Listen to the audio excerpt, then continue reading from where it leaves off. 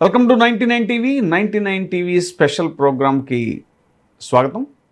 మనం జీవించి లేనప్పుడు, మనం మరణించిన తర్వాత కూడా మన అవయవాలు ఇంకొకరికి ఉపయోగపడుతున్నాయి అంటేనో, లేదంటే మన కళ్ళ ద్వారా ఇంకొకళ్ళు చూస్తున్నారు ఈ లోకాన్ని, మళ్ళీ మన మరణానంతరం కూడా చూస్తున్నారు అంటేనో, ఇవన్నీ తలుచుకుంటేనే ఒక థ్రిల్లింగ్ ఎక్స్పీరియన్సు. ఇది ఒక మానవతా కోణంలోనే కాదు, మనిషిలో కూడా ఒక ఉద్వేగానికి, ఒక రకమైనటువంటి థ్రిల్కి సంబంధించినటువంటి అంశం ఇది. అందుకనే అవయవ దానం అనేటువంటిది చాలా గొప్ప దానం, అన్ని దానాల్లోకెల్లా గొప్ప దానం అని చెప్పుకోవచ్చు కూడా. భారత అవయవ దాన దినోత్సవం అనేటువంటిది ఆగస్టు 3వ తారీఖున జరుపుకుంటారు. మరణించిన మరో 8 మందిలో జీవించవచ్చు. అవయవ దానంపై అపోహలు, అసలు నిజాలు ఏంటి అనేటువంటిది ఇప్పుడు మనం చర్చిద్దాం. మనిషి జీవితం ఎప్పుడు ముగుస్తుందో ఎవరికి తెలియదు, కానీ మన జీవితం ముగిసిన తర్వాత కూడా మనలోని ఒక భాగం ఇంకొకరిలో జీవించగలదు అనేటువంటి విషయమే అది చాలా గొప్ప అనుభూతి. అది మన గుండె మరొకరి శరీరంలో కొట్టుకోవచ్చు, మన కిడ్నీలు 2 రోగులకు కొత్త జీవితాన్ని ఇవ్వచ్చు, మన కాలేయం ప్రాణాపాయ స్థితిలో ఉన్న వ్యక్తిని తిరిగి తన కుటుంబానికి చేర్చవచ్చు, మన కంటి కార్నియా చూపు కోల్పోయిన వారి జీవితాల్లో వెలుగులు నింపచ్చు. ఇది కల్పన కాదు, వైద్యశాస్త్రం మనకు అందించినటువంటి అత్యంత గొప్ప అవకాశాల్లో ఒకటి అదే అవయవదానం. ఆ అవయవదానం ద్వారా ఇదంతా కూడా సాధ్యమవుతుంది అనేటువంటిది మనం గుర్తుపెట్టుకోవాలి. ప్రతి సంవత్సరం ఆగస్టు 3న భారత అవయవదాన దినోత్సవాన్ని నిర్వహిస్తారు. అవయవదానం ప్రాముఖ్యతని ప్రజలకు తెలియజేయటం, దానిపై సమాజంలో ఉన్న భయాలు, సందేహాలు, అపోహలు తొలగించడం, అవయవ దాత కుటుంబాల గొప్ప నిర్ణయాన్ని గౌరవించడం ఈ దినోత్సవం యొక్క ప్రధాన ఉద్దేశం. అవయవదానం అంటే కేవలం ఒక వైద్య ప్రక్రియ కాదు, అది మరణం అంచున ఉన్న ఒక వ్యక్తికి జీవించే అవకాశం, ఆశలు కోల్పోయిన ఒక కుటుంబానికి కొత్త భరోసా, ఒక మనిషి నుంచి మరొక మనిషికి అదే అత్యంత విలువైన బహుమతి అనేటువంటిది మనం గుర్తుపెట్టుకోవాలి. అవయవదానం అంటే ఏంటి అసలు అనేటువంటిది మనం ఒకసారి పరిశీలిస్తే, ఒక వ్యక్తి జీవించి ఉన్నప్పుడు లేదా మరణించిన తర్వాత వైద్య పరంగా ఉపయోగపడే అవయవాలు, కణజాలాలని అవసరమైనటువంటి రోగులకు మార్పిడి చేయటాన్నే అవయవదానం అంటారు. మరణానంతరం వైద్యపరంగా అనుకూలమైనటువంటి పరిస్థితుల్లో గుండె, 2 కిడ్నీలు, కాలేయం, ఊపిరితిత్తులు, ప్యాంక్రియాస్, చిన్న పేగు వంటి అవయవాలను దానం చేయొచ్చు. ఒక అవయవ దాత ద్వారా 8 మంది వరకు ప్రాణాలను కాపాడే అవకాశం ఉంటుంది అని వైద్య నిపుణులు చెప్తున్నారు.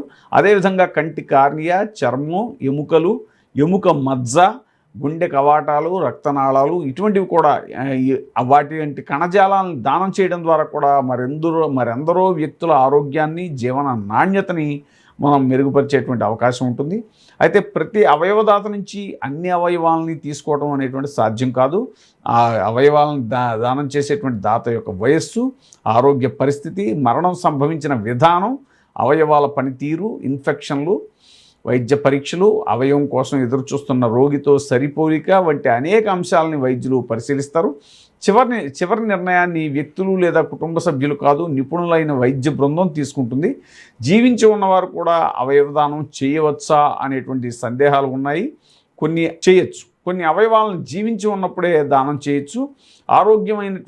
ఆరోగ్యవంతమైనటువంటి వ్యక్తి తన 2 కిడ్నీలలో 1 కిడ్నీని దానం చేయొచ్చు. కాలేయం తిరిగి పెరిగే సామర్థ్యం కలిగి ఉండటం వల్ల దాని కొంత భాగాన్ని కూడా కొన్ని సందర్భాల్లో దానం చేయొచ్చు. కొన్ని ప్రత్యేక పరిస్థితుల్లో ఎముక మజ్జ, రక్తంలోని మూలకణాలు వంటి వాటిని కూడా దానం చేయొచ్చు. అయితే జీవించి ఉన్న వ్యక్తి చేసే అవయవ దానం అత్యంత కఠినమైనటువంటి వైద్య పరీక్షలు, చట్టపరమైనటువంటి నిబంధనలు, అనుమతుల ప్రకారం మాత్రమే జరగాలి. దాత ఆరోగ్యానికి ప్రమాదం ఉండకూడదు. దానం పూర్తిగా స్వచ్ఛందంగా జరగాలి. ఎలాంటి ఒత్తిడి, ఆర్థిక ప్రలోభం లేదా బలవంతం ఉండకూడదు. అవయవాలను కొనడం, అమ్మడం భారతదేశంలో చట్టవిరుద్ధం. అవయవ దానం అనేటువంటిది మానవత్వంతో జరగాలి, కానీ అది ఒక వ్యాపారంగా మారకూడదు అనేటువంటిది మన యొక్క సంస్కృతి.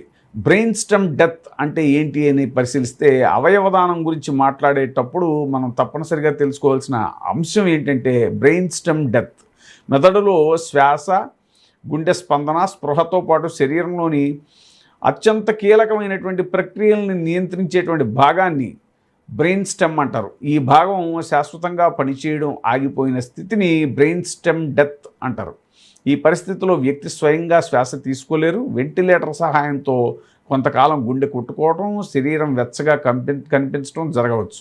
దీంతో కుటుంబ సభ్యులకు ఆ వ్యక్తి ఇంకా జీవించి ఉన్నారనే భావన కలగవచ్చు. కానీ చట్టబద్ధమైన వైద్య పరీక్షల ద్వారా బ్రెయిన్ స్టెమ్ డెత్ నిర్ధారణ జరిగిన తర్వాత మెదడు పనితీరు తిరిగి వచ్చే అవకాశం ఉండదు. బ్రెయిన్ స్టెమ్ డెత్ను కోమాతో పోల్చకూడదు. కోమాలో ఉన్న వ్యక్తిలో కొంత మెదడు పనితీరు కొనసాగుతూ ఉండొచ్చు, చికిత్సకు స్పందించే అవకాశం కూడా ఉండొచ్చు. కానీ బ్రెయిన్ స్టెమ్ డెత్ తిరిగి మార్చలేనటువంటి ఒక వైద్య స్థితి.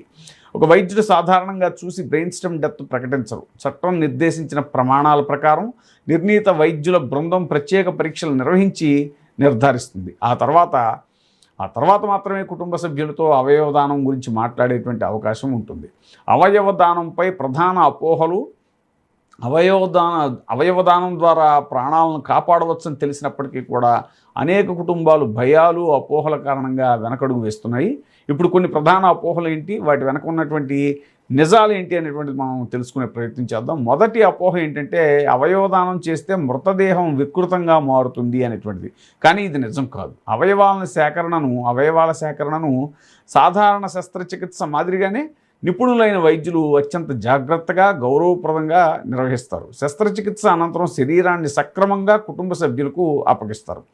కుటుంబ సంప్రదాయాలు, మతపరమైనటువంటి ఆచారాల ప్రకారం సాధారణంగా అంత్యక్రియలు నిర్వహించడానికి సాధారణంగా ఎలాంటి ఆటంకం ఉండదు. రెండో అపోహ ఏంటి అంటే అవయవదాతగా నమోదు చేసుకుంటే వైద్యులు ప్రాణాలను కాపాడరు. ఇది పూర్తిగా తప్పు. ఆసుపత్రికి వచ్చిన ప్రతి రోగి ప్రాణాలను కాపాడటం వైద్యుల యొక్క మొదటి బాధ్యత. అత్యవసర వైద్య బృందం రోగికి సాధ్యమైనటువంటి అన్ని చికిత్సలు అందిస్తుంది. రోగిని కాపాడేందుకు చేసిన ప్రయత్నాలు విఫలమై మరణం లేదా బ్రెయిన్ స్టెమ్ డెత్ అనేటువంటి చట్టబద్ధంగా నిర్ధారణ జరిగిన తర్వాత మాత్రమే అవయవదానం అనేటువంటి అంశం ముందుకు వస్తుంది. రోగికి చికిత్స చేసే వైద్య బృందం, అవయవాల సేకరణ లేదా మార్పిడి ప్రక్రియను నిర్వహించే బృందం, ఇవన్నీ కూడా వేర్వేరుగా ఉంటాయి. మూడవ అపోహ ఏంటంటే యువకులు మాత్రమే అవయవదానం చేయగలరు. వయస్సు ఒక్కటే అవయవదానానికి నిర్ణయాత్మక ప్రమాణం కాదు. వృద్ధుల అవయవాలు లేదా కణజాలాలు కూడా ఆరోగ్యంగా, వైద్యపరంగా అనుకూలంగా ఉంటే అవి కూడా ఉపయోగపడతాయి అనేటువంటిది మనం తెలుసుకోవాలి. కొన్ని సందర్భాల్లో అవయవాలు ఉపయోగపడకపోయినా కంటి కార్నియా, చర్మం లేదా ఇతర కణజాలాలు ఉపయోగపడేటువంటి అవకాశం ఉంటుంది. కాబట్టి నాకు వయసు ఎక్కువైంది, నేను దానం చేయలేను అని మనమే ముందుగానే నిర్ణయించుకోకూడదు. వైద్య పరీక్షల ఆధారంగా మాత్రమే నిపుణులు నిర్ణయిస్తారు. నాలుగో అపోహ ఏమిటి అంటే అనారోగ్యంతో ఉన్నవారు దానం చేయలేరు అని. డయాబెటీస్, రక్తపోటు లేదా ఇతర ఆరోగ్య సమస్యలు ఉన్న ప్రతి వ్యక్తి అవయవదానానికి అనర్హుడు అని చెప్పలేము. వ్యక్తికి ఉన్న వ్యాధి, దాని తీవ్రత, దానం చేయబోయే అవయవం యొక్క పరిస్థితి ఆధారంగానే వైద్యులు నిర్ణయం తీసుకుంటారు. కొన్ని అవయవాలు ఉపయోగపడకపోయినా ఇతర అవయవాలు లేదా కణజాలాలు ఉపయోగపడవచ్చు. అందువల్ల మన ఆరోగ్య పరిస్థితిని బట్టి మనమే నిరాకరించుకోవాల్సిన అవసరం లేదు. ఇక ఇంకొక ఐదో అపోహ ఏంటి అంటే అవయవదానం మత విశ్వాసాలకు వ్యతిరేకం అని. చాలా మత సంప్రదాయాలు ప్రాణాలను కాపాడటం, దానం, కరుణ, సేవ వంటి విలువైనటువంటి విలువలను అత్యున్నతమైనవిగా భావిస్తాయి. అయితే మతపరమైన సందేహాలు ఉన్నవారు తమ మత పెద్దలు లేదా విశ్వసనీయమైన ఆధ్యాత్మిక మార్గదర్శకులతో కూడా మాట్లాడవచ్చు. సరైన సమాచారం తెలుసుకోకుండా భయంతో నిర్ణయం తీసుకోవడం అనేటువంటిది సరైనది కాదు. ఆరో అపోహ ఏంటంటే ధనవంతులకు మాత్రమే అవయవాలు లభిస్తాయి అనేటువంటిది. అవయవాల కేటాయింపు కేవలం డబ్బు ఆధారంగా జరగకూడదు. వైద్య అవసరం, రోగి పరిస్థితి, రక్త గ్రూపు, శరీర పరిమాణం, అవయవ సరిపోలిక, ఎదురుచూస్తున్న కాలం వంటి నిర్దేశిత ప్రమాణాల ఆధారంగా అధికారిక వ్యవస్థ ద్వారా కేటాయింపు జరుగుతుంది. ఈ ప్రక్రియ పారదర్శకంగా, చట్టబద్ధంగా జరగడం అనేటువంటిది అత్యంత ముఖ్యం.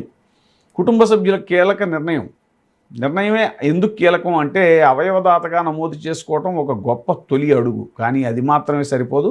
మన నిర్ణయాన్ని జీవిత భాగస్వామి, పిల్లలు, తల్లిదండ్రులు లేదా సమీప కుటుంబ సభ్యులకు కూడా స్పష్టంగా తెలియజేయాలి. ఎందుకంటే మరణానంతరం అవయవదాన ప్రక్రియలో కుటుంబ సభ్యుల సమ్మతి అత్యంత కీలకంగా మారుతుంది. మన నిర్ణయం కుటుంబానికి ముందుగానే తెలిసి ఉంటే అత్యంత బాధాకరమైన సమయంలో కూడా వారు మన ఆకాంక్షను గౌరవించేటువంటి అవకాశం ఉంటుంది. తెలియకపోతే వారు భయం, అనుమానం, భావోద్వేగం మధ్య నిర్ణయం తీసుకోలేకపోవచ్చు. అందుకే అవయవదానం గురించి కుటుంబంలో మాట్లాడాలి. ఇది మరణం గురించి మాట్లాడటం కాదు. మరొకరి జీవితాన్ని కాపాడే మన నిర్ణయం గురించి మాట్లాడటం. అవయవదాత కుటుంబాల గొప్పతనం తమ కుటుంబ సభ్యుడిని కోల్పోయిన బాధని మాటల్లో చెప్పడం సాధ్యం కాదు. అలాంటి సమయంలో మరో వ్యక్తి ప్రాణాలను కాపాడేందుకు అవయవదానానికి అంగీకరించడం అనేటువంటిది కూడా సాధారణ నిర్ణయం కాదు. తమకు తిరిగి రాని వ్యక్తి ద్వారా మరికొన్ని కుటుంబాల్లో చిరునవ్వులు వెలిగించాలి అని నిర్ణయించేటువంటి అవయవ దాత కుటుంబాలు నిజమైన మానవతామూర్తులని చెప్పుకోవచ్చు. ఒక తల్లి తన కుమారుడిని కోల్పోయి ఉండొచ్చు, ఒక భార్య తన భర్తను కోల్పోయి ఉండొచ్చు, ఒక కుటుంబం తనకు అత్యంత ప్రియమైన వ్యక్తిని కోల్పోయి ఉండొచ్చు. కానీ వారి అవయవ దానం వల్ల మరొక తల్లికి తన కుమారుడు తిరిగి లభించవచ్చు, మరొక చిన్నారికి తన తండ్రి జీవించి ఉండొచ్చు, మరొక కుటుంబం విషాదం నుంచి బయటపడవచ్చు. ఈ దాతల కుటుంబాలకు సమాజం శాశ్వతంగా రుణపడి ఉంటుంది. అవయవదానం ఎందుకు అత్యవసరం అంటే గుండె, కిడ్నీ, కాలేయం, ఊపిరితిత్తులు వంటి అవయవాలు పూర్తిగా పనిచేయకుండా పోయినప్పుడు కొందరు రోగులకు అవయవ మార్పిడి మాత్రమే ప్రాణాలని కాపాడే మార్గంగా ఉంటుంది. అలాంటి రోగులు నెలల తరబడి, కొన్నిసార్లు సంవత్సరాల తరబడి సరైన అవయవం కోసం ఎదురు చూస్తూ ఉంటారు. ప్రతిరోజు మందులు, డయాలసిస్, ఆసుపత్రి ప్రయాణాలు, ఆర్థిక ఇబ్బందులు, భవిష్యత్తుపై భయం ఇవన్నీ వారి జీవితంలో భాగమవుతాయి. అవయవం లభించేలోపే కొందరి పరిస్థితి విషమం కూడా కావచ్చు. అందుకే అవయవదాతల సంఖ్య పెరగటం అనేటువంటిది అత్యంత అవసరం. అవయవదానం చేసేటువంటి ప్రతి వ్యక్తి ఒక గణాంకం కాదు. ఆయన లేదా ఆమె వల్ల జీవితం పొందిన ప్రతి రోగి వెనుక ఒక కుటుంబం ఉంటుంది, పిల్లలు ఉంటారు, తల్లిదండ్రులు ఉంటారు, ఎన్నో కళలు ఉంటాయి.